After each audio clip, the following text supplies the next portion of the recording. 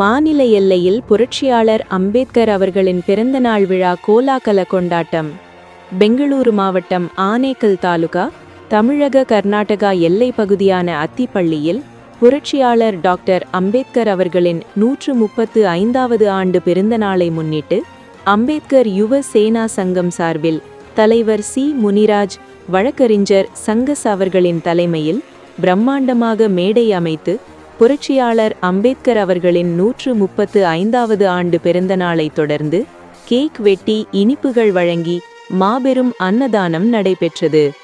முன்னதாக புரட்சியாளர் அம்பேத்கரின் திருவுருவப் படத்திற்கு மலர் மாலை அணிவித்து மலர் தூவி தீபமேற்றி கேக் வெட்டி கொண்டாடப்பட்டனர்.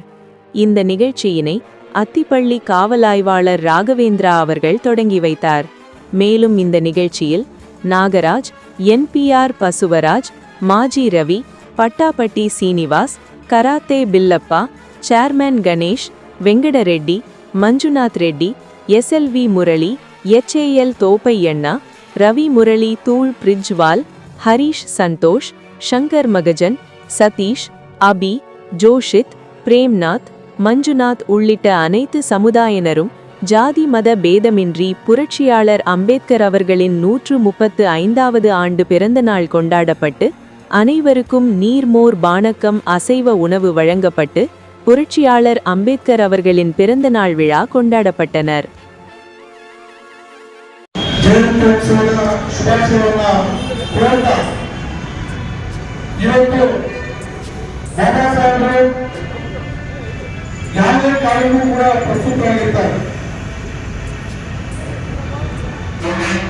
ಇವತ್ತಿನ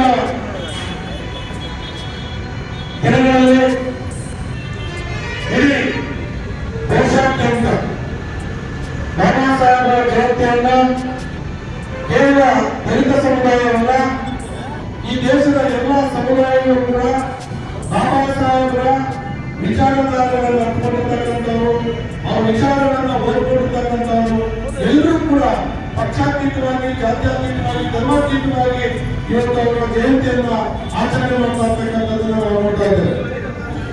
ಬಹುಶಃ ಪ್ರಪಂಚದ ಇತಿಹಾಸದಲ್ಲಿ ಪ್ರತಿನಿತ್ಯ ಏನಾದರೂ ಒಂದು ವಿಷಯದಲ್ಲಿ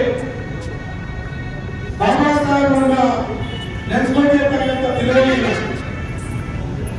ಆ ರೀತಿಯಾದಂತಹ ಪ್ರಸ್ತುತವಾದಂತ ಎಲ್ಲ ಕಾಲಕ್ಕೂ ಪ್ರಸ್ತುತವಾಗಿರ್ತಕ್ಕಂಥ ವ್ಯಕ್ತಿ ಬಾಬಾ ಸಾಹೇಬ್.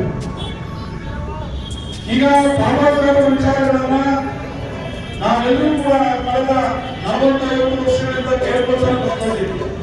ಆದ್ರೆ ಅವರನ್ನ ಹೆಚ್ಚು ನಾವು ಅರ್ಥ ಮಾಡಿಕೊಂಡು ಅವರ ಮಾರ್ಗದಲ್ಲಿ, ಅವರ ಸಂಸಾರದಲ್ಲಿ, ಅವರು ಹಾಕಿಕೊಟ್ಟಂತ ದಾರಿಯಲ್ಲಿ ನಾವು ನಡೀತಾ ಇದ್ದೀವಿ ಅನ್ನೋದು ಕೂಡ ನಾವು ಪ್ರಶ್ನೆ ಮಾಡ್ಕೊಳ್ಬೇಕಾಗ್ತದೆ. ಇವತ್ತು ನಮ್ಮೆಲ್ಲರ ಉದ್ದೇಶ ಬಾಬಾ ಸಾಹೇಬರ ವಿಚಾರಧಾರೆಗಳನ್ನು ಅಳವಡಿಸಿಕೊಳ್ಳುವುದರ ಜೊತೆಗೆ ರಾಜಕೀಯವಾಗಿ, ಶೈಕ್ಷಣಿಕವಾಗಿ, ಆರ್ಥಿಕವಾಗಿ ನಾವೆಲ್ಲರೂ ಕೂಡ ಸದೃಢವಾಗಿ ಬೆಳೆದಂತ ಸಂದರ್ಭದಲ್ಲಿ ಅವರನ್ನ ಅನುಯಾಯಿಗಳನ್ನಾಗಿ ಮಾಡಿಕೊಂಡು ಅವರನ್ನ ಅನುಸರಿಸಿದ್ರೆ ಆಗುತ್ತೆ ಅಂತ ನನ್ನ ಒಂದು ಭಾವನೆ. ಇವತ್ತು ಅಧಿಕಾರದ ಚುಕ್ಕಾಣಿಯನ್ನು ಇಟ್ಕೊಂಡಿರ್ತಕ್ಕಂಥ ಈ ದಲಿತ ಸಮುದಾಯ ಏನು MLA MP ಆಗಿದ್ದಾರೆ, ಬಹುತೇಕರು ಅವರ ವಿಚಾರವನ್ನು ಮರ್ತ ಹೋಗಿದ್ದಾರೆ. ಇವತ್ತು ನನಗೆ ಎಷ್ಟೋ ಜನ ರಾಜಕಾರಣಿಗಳ ಮನೆಗೆ ಹೋದಾಗ ನಾನು ಅವರು ನೋಡೋದು, ಅವರು ವಿಶೇಷವಾಗಿ ಈ ದಲಿತ ಸಮುದಾಯದ MLA MP ಗಳಾಗಿರ್ಬೋದಾದ್ರೆ ನಾನು ಅದನ್ನು ಗಮನಿಸ್ತೇನೆ. ಬಾಬಾ ಸಾಹೇಬ್ ಹೇಳಿದ್ದಾರೆ, ಯಾಕಂದ್ರೆ ಅವರ ಭಿಕ್ಷೆಯಲ್ಲಿ ಬಂದಂತವ್ರು, ಅವ್ರು ಕೊಟ್ಟಂತ ಮೀಸಲಾತಿ ಭಿಕ್ಷೆಯಲ್ಲಿ ಬಂದಂತವ್ರು ಎಷ್ಟು ಜನ ಅವ್ರ ಫೋಟೋವನ್ನು ಇಬ್ಬರು ಪೂಜೆ ಮಾಡ್ತಿದ್ದಾರೆ ಅಂತ ಹೇಳಿ ಇವತ್ತು ನೋಡಿದಾಗ ಬಹುತೇಕ ಹಿನ್ನೆಲೆ ಇಲ್ಲ. ಆ ಮೊಬೈಲ್ ಕೂಡ ಇಟ್ಕೊಂಡಿಲ್ಲ, ಜೇಬಿ ಒಂದು ಜೇಬಿ ಮಾಡ್ತಾರೆ ಹೇಳ್ಬೋದು. ಅಂತ ಪರಿಸ್ಥಿತಿ ಇವತ್ತು ಕೇಳಿದಾಗ ಅಯ್ಯೋ ಅವ್ರು ಆದ್ರೆ ಯಾರು ಓಟ್ ಹಾಕ್ತಾರೆ ಅಂತಾರೋ ಅವರೆಲ್ಲರೂ ಕೂಡ ಪ್ರೀತಿ ಮಾಡ್ತಾರೆ, ಗೌರವವನ್ನು ಕೊಡ್ತಾರೆ. ಇದು ಜನರಿಗೆ ಗೊತ್ತಾಗ್ತಾ ಇದೆ.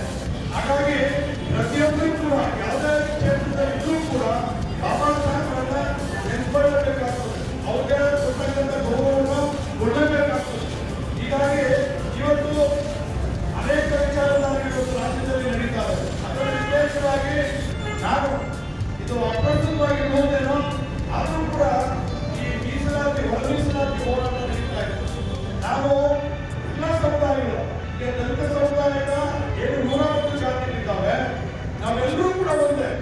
ಇದರಲ್ಲಿ ಯಾರೂ ಕೂಡ ಭೇದ ಭಾವ ಇಲ್ಲ.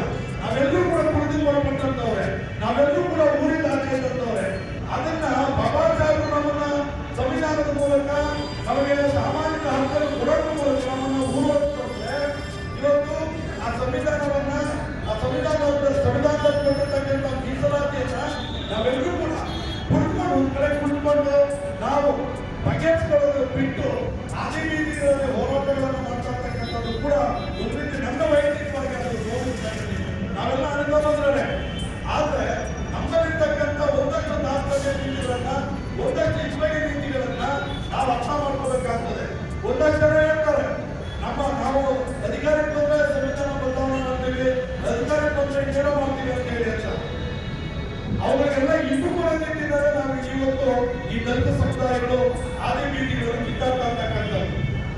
ದಯಮಾಡಿ ಬಾಬಾ ಸಾಹೇಬರ ಹೊಂದಿದ ದಿನ, ಬಾಬಾ ಸಾಹೇಬ್ ಜಯಂತ್ಯೋತ್ಸವದ ದಿನ ನಾನು ನನ್ನ ಸಮುದಾಯಗಳಿಗೆ ನಾವು ಕಿತ್ತಾಡೋ ಅವಶ್ಯಕತೆ ಇಲ್ಲ.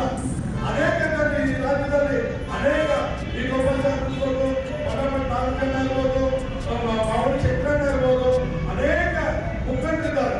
ಅವರೆಲ್ಲರೂ ಕೂಡ ಒಳ್ಳೆ ಸೇರ್ಕೊಂಡು ಭಾಸ್ಕರ್ ಪ್ರಸಾದ್ ಇರ್ಬೋದು, ಅರುಣ್ ಕುಮಾರ್ ಇರ್ಬೋದು, ಮತ್ತು ನಮ್ಮ ನಾರಾಯಣ ಸ್ವಾಮಿ ಅವರು ಕೇಂದ್ರ ಸಚಿವರು, ಮಾಜಿ ಕೇಂದ್ರ ಸಚಿವರು ನಾರಾಯಣ ಸ್ವಾಮಿ ಇರ್ಬೋದು, ಎಲ್ಲರೂ ಕೂಡ ಕುಳಿತುಕೊಂಡು ಬಗೆಹರ್ತಕ್ಕಂಥ ವಿಚಾರಗಳು. ಇಲ್ಲಿ ಈ ಮೀಸಲಾತಿಯನ್ನ ಕೇಳೋ ಬರದಲ್ಲಿ ಬಾಬಾ ಸಾಹೇಬರನ್ನ ಟೀಕೆ ಮಾಡೋದು ಸರಿ ಇಲ್ಲ ಅನ್ನೋದು ನನ್ನ ಒಂದು ಅಭಿಪ್ರಾಯ. ಯಾಕಂದ್ರೆ ಅವ್ರು ಕೊಟ್ಟಿರ್ತಕ್ಕಂಥ ಸಂವಿಧಾನದಲ್ಲಿ ಕೊಟ್ಟಿರ್ತಕ್ಕಂಥ ಮೀಸಲಾತಿಯಿಂದಲೇ ನಾವಿವತ್ತು ಕಟ್ಬಿಟ್ಕೊಂಡಿರ್ತಕ್ಕಂಥದ್ದು, ಬದುಕಾಗ್ತಕ್ಕಂಥದ್ದು, ಉಸಿರಾಡ್ತಕ್ಕಂಥದ್ದು. ಆದ್ರೆ ಬಾಬಾ ಸಾಹೇಬರನ್ನ ಪ್ರಶ್ನೆ ಮಾಡ್ತಕ್ಕಂಥ ಅಧಿಕಾರ ಹಾಕಿಕೊಂಡಂಥವ್ರು ಯಾರು? ಅದನ್ನ ದಯಮಾಡಿ ಯಾರೂ ಕೂಡ ಈ 101 ಜಾತಿಗಳು ಮತ್ತೆ ಇನ್ನೂ ಅನೇಕ ಎಲ್ಲ ಜಾತಿಯ ಶೋಷಿತ ಸಮುದಾಯಗಳಿದ್ದಾವೆ. ನಾವೆಲ್ಲರೂ ಕೂಡ ಒಂದೇ ಇರ್ತಕ್ಕಂಥದ್ದನ್ನು ನಾವೆಲ್ಲರೂ ಕೂಡ ಸಮಾನವಾಗಿ ಹಂಚಿಕೊಂಡು ಹೋಗ್ಬೇಕಾಗಿರ್ತಕ್ಕಂಥ ವಿಚಾರಗಳು. ಹಾಗಾಗಿ ದಯಮಾಡಿ ಎಲ್ಲರೂ ಕೂಡ ಬಾಬಾ ಸಾಹೇಬರ ವಿಚಾರಧಾರೆಗಳನ್ನ ಮುಂದಿನ ಈ ಶತಮಾನಗಳು ಕೂಡ ಈ ಭೂಮಿ ಆಕಾಶ ನಕ್ಷತ್ರ ಈ ಪ್ರಕೃತಿಯ ಬಾಬಾ ಸಾಹೇಬರ ವಿಚಾರಧಾರೆ ಪ್ರಸ್ತುತವಾಗಿರ್ತದೆ, ಬಾಬಾ ಸಾಹೇಬರು ಪ್ರಸ್ತುತವಾಗಿರ್ತಾರೆ. ಹಾಗಾಗಿ ಅವರ ಅನುಯಾಯಿಗಳಾಗಿ ಕನಿಷ್ಠ ಅವರ ವಿಚಾರಧಾರೆಗಳಿಗೆ ಬಂದಿರತಕ್ಕಂಥ ವಿಚಾರಗಳನ್ನ, ಮಾತುಗಳನ್ನ ಆಡಬಾರದು ಅಂತೇಳಿ ನನ್ನ ಒಂದು ಅಭಿಪ್ರಾಯ ಅಂತ ಹೇಳ್ತಾ ಈ ಸಂದರ್ಭದಲ್ಲಿ ನಮ್ಮ ಅತಿಥಿಗಳ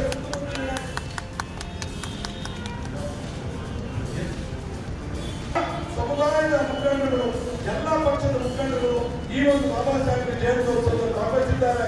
ಹಾಗಾಗಿ ಅವರೆಲ್ಲರೂ